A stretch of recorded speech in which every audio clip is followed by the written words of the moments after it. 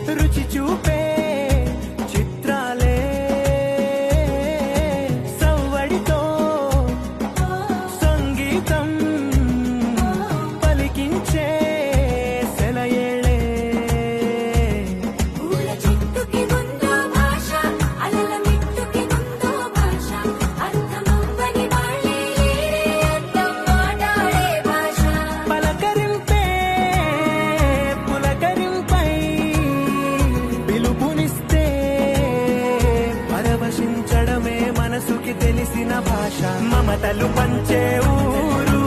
ఏమిటి దానికి పేరు పల్లెటూరేగా ఇంకెవరు ప్రేమలు పుట్టిన ఊరు అనురాగానికి పేరు కాదనే వారే లేరెవరు